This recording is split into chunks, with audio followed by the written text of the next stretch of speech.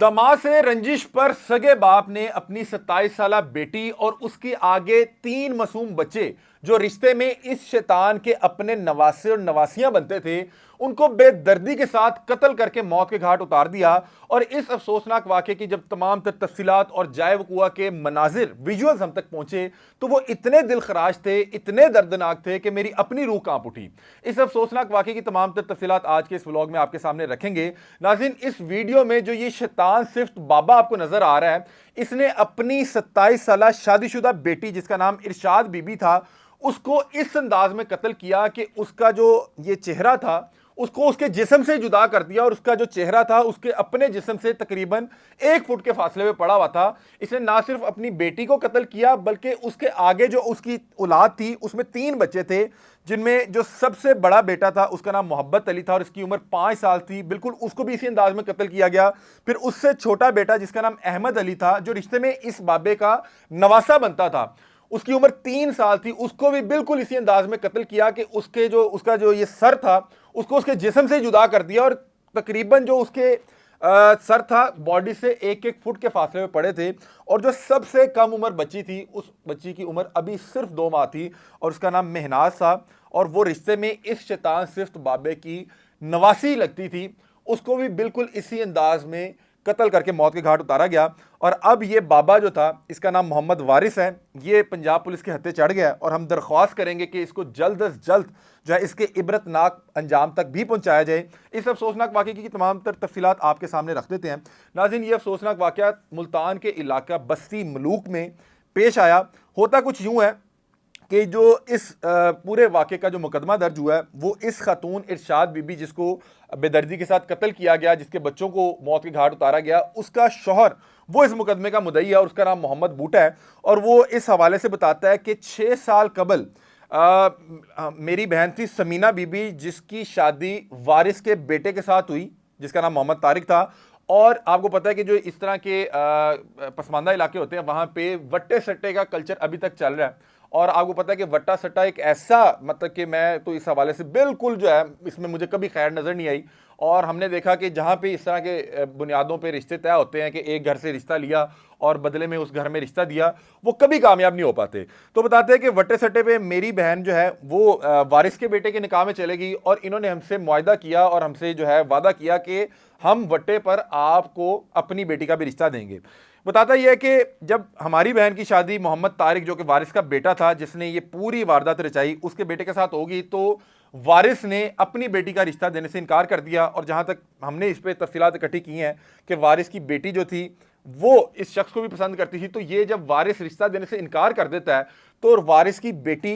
मोहम्मद बूटे के साथ भागकर कोर्ट मैरिज कर लेती है, क्योंकि ये आपस में चाचाजाद थे और आपस में ही रिश्ते बांट रहे थे। तो जब वो अपनी बात से मुकर भी जाता है तो वो लड़की भागकर जो है बूटा साहब के साथ शादी कर लेती है और फिर ये हंसी खुशी खुशी जो है अपनी ज़िंदगी बसर करने लग जाते हैं। अब होता क्या है कि जब ये लड़की भाग के कोर्ट मैरिज करती है तो इसका बाप जो है वो बहुत ज़्यादा खुश नहीं था और अपने दामाद से बहुत ज़्यादा जो है वो रंजिशें अपने दिल में पाल लेता है। अब इस दौरान 6 साल में अल्लाह ताला ने इनको साहिब औलाद भी किया। सबसे पहले इनके घर मोहब्बत अली पैदा होता है और उसकी बता रहे हैं उम्र 5 साल थी। फिर उसके बाद अहमद अली पैदा होता है जिसकी उम्र 3 साल थी। फिर अभी चंद माह पहले 2 माह पहले तकरीबन महनाज अली बेटी की सूरत में अल्लाह ताला इन्हें औलाद की नेमत से नवासा है। और गालबन इसी बेटी की पैदाइश पे ये खातून चूंकि अब इतना अरसा गुजर चुका था और अब बाकायदा तौर पे आपको पता है 6 साल एक ऐसा अरसा होता है कि उसमें बहुत सी रंजिशें कभी कभी दूर भी होती हैं और कई बार अगर आप वो चीज़ें अपने दिल में रख लें तो वो फिर इसी तरह से आपसे वो हरकत करवाती हैं कि आप पूरे दुनिया को मुंह दिखाने के काबिल नहीं रहते। अब होता क्या कि 2 माह पहले इरशाद बीबी अपने वालिद के घर में आती है अपने बच्चों के साथ। बताया जा रहा है कुछ लोग क्लेम कर रहे हैं कि शायद अपने शौहर से नाराज़ थी तो इस वजह से आ गई। हमारी इतलात के मुताबिक शायद वो चूंकि मतलब कि इनके यहाँ बेटी की पैदाइश होने वाली थी तो वो नॉर्मली लोग जो है अपने वालिदैन के यहाँ चले जाते हैं, तो वो इस घर से यहाँ आई थी। अब जब इरशाद बीबी यहाँ पे अपने वालिद के घर आती है तो उसका वालिद उसको वापस जाने से मना करता है क्योंकि उसके अपने दामाद के साथ बहुत ज़्यादा अच्छे ताल्लुकात नहीं थे और उसको ये भी पता था कि इन्होंने भागकर कोर्ट मैरिज की थी। अब यहाँ से मामलात ख़राब होते हैं। वो बार बार कहती है कि नहीं मैंने अपने शौहर के साथ वापस जाना है, ये कहता है कि नहीं तुम्हें मैंने तुम्हारे शौहर के साथ वापस नहीं जाने देना। अब ये बातें वो अपने शौहर को भी बता रही थी कि मेरे वालिद जो है मुझे वापस नहीं आने दे रहे। और ये तमाम हालातों वाक़या से मोहम्मद बूटा भी अच्छी तरह वाकिफ था। अब मोहम्मद बूटा बताता है कि 8 तारीख 8वां महीना 2025 मतलब 8 अगस्त को जब उसे पता था कि मेरा जो ससुर है वो मेरी बीवी को और मेरे बच्चों को वापस मेरे घर नहीं आने दे रहा। तो वो बता रहा है कि मैं अपने भाई मोहम्मद इरशाद और महबूब के साथ अपनी बीवी और बच्चों को ससुराल से लेने के घर से मोहम्मद वारिस के घर पहुंचता हूं, जो कि रिश्ते में इसका ससुर था। वो बताता है जैसे हम इसके घर के बाहर पहुंचते हैं तो अंदर से मुझे अपने बेटे की चीखने की आवाज़ें आ रही होती हैं और जो घर का दरवाज़ा था वो अंदर से बंद था। हम बच्चे की आवाज़ें सुन के फौरी तौर पे जो है दरवाज़ा खटकाते हैं, कोई शख्स दरवाज़ा नहीं खोलता और वो चीखें और वो जो जिस अंदाज में वो बच्चा तड़प रहा था, चीख रहा था, उसने हमें मजबूर किया। हमने वो दरवाज़ा जो है वो धक्के मार के तोड़ा और जैसे ही हम घर के अंदर दाखिल हुए तो मैं देखता हूँ कि मेरी बीवी इरशाद बीवी जो है उसका जो जिस्म है वो एक चारपाई पे पड़ा है और उसके जिस्म से कुछ फासले पे उसका जो है उसका सर पड़ा हुआ है। और उसके बाकायदा तौर पे जो इसके तमाम की तस्वीरें और फोटेज मेरे पास आई, खुदा की कसम जब मैंने देखी तो मेरा अपना कलेजा मुंह को आ गया कि कोई बाप, क्या सगा बाप, अपनी बेटी और आगे उसकी औलाद के साथ ये कर सकता है। पता नहीं ये कितना जालिम और सफाक इंसान होगा और ये कितना दरिंदा सिफ्त होगा कि इसने पता नहीं किस अंदाज में वहाँ पे ये हैवानियत रचाई होगी। अब उसके बाद वो जो मुद्दई मुकदमा है, जो इस खातून का शौहर था, वो बताता है कि मैंने कुछ फासले पे देखा कि ज़मीन पर जो मेरा सबसे छोटा बेटा है जिसकी उम्र 3 साल थी वो भी बिल्कुल इसी अंदाज में पड़ा है कि उसका जिस्म कहीं पड़ा है, उसका सर कहीं पड़ा है। फिर मैं देखता हूँ कि मेरी छोटी बेटी जिसकी उम्र अभी 2 माह थी वो भी बिल्कुल इस अंदाज में उसकी बॉडी वहां पे पड़ी है। और मैं देखता हूं कि ये जो मेरा ससुर है उसके हाथ में छुरी है और वो मेरे सबसे बड़े बेटे को इसी अंदाज में मौत के घाट उतार रहा है। उसने जैसे ही हमें देखा तो उसने वो छुरी पकड़ के मेरे ऊपर लपका, मतलब कि उसके शौहर बता रहे कि जैसे उसने देखा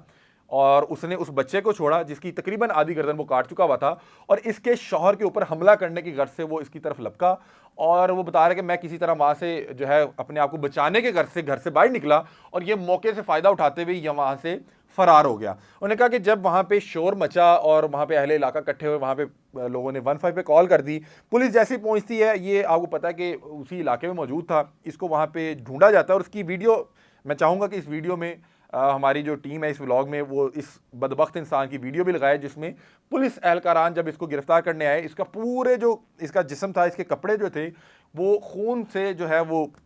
आलूदा थे। और जाहिर सी बात है कि इसने जब वहाँ पे ये तमाम सफाकियत रचाई तो उस दौरान ये जो है अपने कपड़े भी इसके गंदे हुए और उसके बाद जब इसको वहाँ पे गिरफ्तार करके लेके जाया जा रहा है तो पूरे इलाके के लोग इसके ऊपर लानते भी भेज रहे हैं और उस वक्त ये बड़ा मजलूम बनने की कोशिश कर रहा है। और जब मैंने इसको देखा, मतलब कि मुझे नहीं पता था कि इस बाबे क्यों गिरफ्तार करके लेके जाया जा रहा है, तो मुझे बड़ा एक शरीफ तबीयत का इंसान मालूम हुआ जिसने चेहरे पे माशाल्लाह जो है दाढ़ी भी सजा रखी थी। लेकिन आपको बताया कि ये हुलिये से आप इंसान के अंदर के शैतान को जज नहीं कर सकते। अब ये देखें कि वज़ाकता से ये बिल्कुल शरीफ इंसान लग रहा है लेकिन ऐसा सफाक कि उसने उस शख्स का पूरा घर उजाड़ दिया, मतलब कि वो उसकी बीवी थी, आगे उनके 3 बच्चे थे, उसने 3 बच्चे भी मार दिए जो इसके भी नवासा नवासी लगते थे। मतलब कि जो नाना या दादा होता है उससे उसको अपने बच्चों से ज्यादा उनके बच्चों से प्यार होता है। मतलब कि पोते और नवासे तो किसी भी दादे या नाने की जान होते हैं, लेकिन ये ऐसा सफाक था जिसकी इतनी बड़ी अना थी,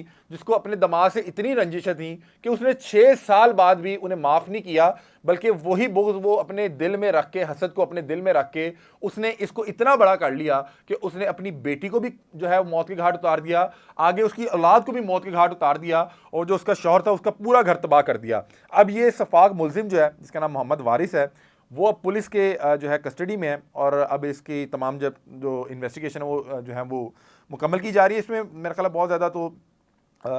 इन्वेस्टिगेशन की ज़रूरत नहीं पड़ेगी क्योंकि उसको जाए वक़ुआ से, मौका वारदात से जो है गिरफ़्तार किया गया और उसका हुलिया बता रहा था कि ये तमाम तर जो है सफाकियत उसी ने रचाई है। अल्लाह ताला तमाम लोगों को इस तरह के शैतान के शर से महफूज रखे और तमाम अहबाब से दरख्वास्त है कि अपने बहन बेटियों के रिश्तों से पहले एक तो सोच लिया करें, देख लिया करें, उनको इस फैसले में शामिल किया करें। दूसरा, ये जो किसी भी शर्त की बुनियाद पे रिश्ते कायम होते हैं ये कभी भी देर पा नहीं चल पाते। मतलब कि अगर तो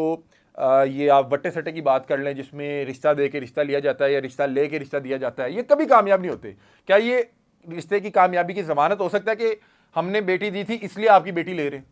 भाई जिस रिश्ते में मोहब्बत ही नहीं है, उनसियत ही नहीं है, वो कैसे कामयाब हो सकता है? तो खुदा का वास्ता है ये अपने किसी भी शर्त पे, किसी भी अना पे अपने बच्चों को जो है बयान ना दिया करें, खुदा का वास्ता। और अल्लाह ना करे किसी की मतलब शादी हो भी जाए और उसको ये महसूस हो कि ये मेरे लिए पार्टनर ठीक नहीं है और ये हमारा रिश्ता ज़्यादा दूर तक नहीं जा सकता, तो खुदा का वास्ता अपनी बच्चियों को ये ना कहा करें कि अथों तेरी डोली गई है तो जनाजा ही आए। खुदा का वास्ता अगर इस तरह का कोई मामला हो भी जाए तो अपने बच्चों को कॉन्फिडेंस दें, और अगर वो रिश्ता टूट भी जाता है तो किसी बेहतर जगह वो रिश्ता दोबारा कायम करें, ताकि सारी जिंदगी वो चीज़ उसके लिए अजियत का बायस ना हो। मतलब कि अगर एक रिश्ता आपको सुकून ही नहीं दे रहा तो फिर उसका क्या फ़ायदा है। तो खुदा का वास्ता है, इस तरह के मामलात में, इस तरह के फ़ैसलों में अपने बच्चों को भी शामिल किया करें। और अल्लाह ताला हम सब को इस तरह के सफाक मुल्ज़िमान जो कि हुलिये से ठीक ठाक लगते हैं लेकिन उनके अंदर एक हैवान बैठा होता है और उनसे ऐसी हैवानियत करवाता है, अल्लाह ताला हम सब को, हमारी बहनों को, हमारी बेटियों को, हमारे बच्चों को, हमारे बुजुर्गों को इस तरह के शैतानों के शर से महफूज रखे। आप इस हवाले से क्या राय रखते हैं? अपनी राय से में आगाह कीजिएगा। तब तक के लिए अपने मेज़बान अली हमजा को दीजिए इजाज़त। अल्लाह हाफ़िज़।